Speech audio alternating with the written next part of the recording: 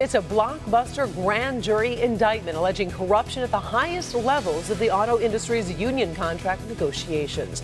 Good evening, everybody. One of the biggest names in the United Auto Workers, General Holyfield, implicated tonight in a corporation scandal 14 months after his death. Tonight, Holyfield's Fiat Chrysler white-collar counterpart and his widow are looking at the possibility of serious prison time if their involvement is proven. Business editor Rod Maloney live downtown with more on a huge story, Rod.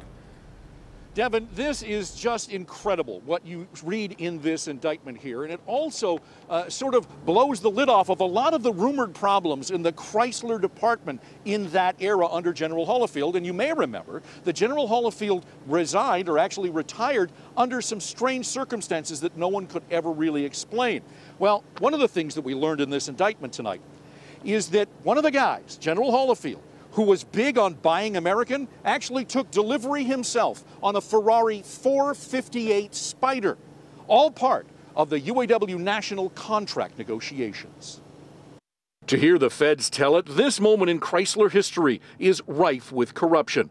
Holyfield on the left and Al Jacobelli on the right in the traditional handshake ahead of the national UAW contract talks in 2011. They had their own side deal, the feds say, and UAW President Bob King in the middle left provided testimony to make today's charges happen. The feds say between 2009 and 2014, Jacobelli paid Holyfield and his then-girlfriend $1.2 million in prohibited payoffs, funding a jet-set lifestyle that included designer clothing, expensive jewelry, first-class plane tickets, and even paid off the Holyfield's mortgage to the tune of $250,000. $70,000 flowed from FCA to the Holyfields through his foundation, called the Leave the Light On Foundation. It was founded, quote, to help children who are struggling with hardships, end quote. But the feds say the majority of the operating funds spent by the charity between 2009 and 2011 were paid to Monica Morgan. Morgan is a well-known photographer around town, and you might recall that Holyfield accidentally shot Morgan in the abdomen in 2014, shortly after their marriage, in their Harrison Township home, the one FCA allegedly paid off. Jacobelli, a former FCA executive, the feds say, explained away his involvement as, quote, relationship building to keep the UAW Chrysler department fat, dumb, and happy, end quote. Now, just in the last few minutes, the UAW put out a statement. We've been trying to get one from them all day, and this is what they said, quote, the UAW is appalled at the allegations contained in the DOJ indictment, which constitute a betrayal of trust by a former vice president of our union. They wouldn't even name him there.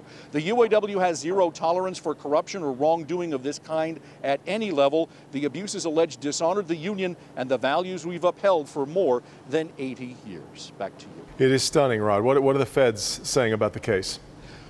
Well, the feds are calling this a spectacular abuse of power. And one of the things that they really talked about, and they're right about this, that if in fact this is all correct, the UAW membership, particularly in the Chrysler department, is not served well by this. They're the ones that are going to end up suffering as a result of this. There were two national contracts that he was involved in. One of the things that I remember from covering all of this is that the membership pushed back both times on these contracts, saying it was not good enough for them, and they were very angry at the leadership. And so there was a lot of bad blood after this, and this whole thing is certainly not going to go down well with the UAW rank and file at the Chrysler department. Can't imagine it will. All right, Rod.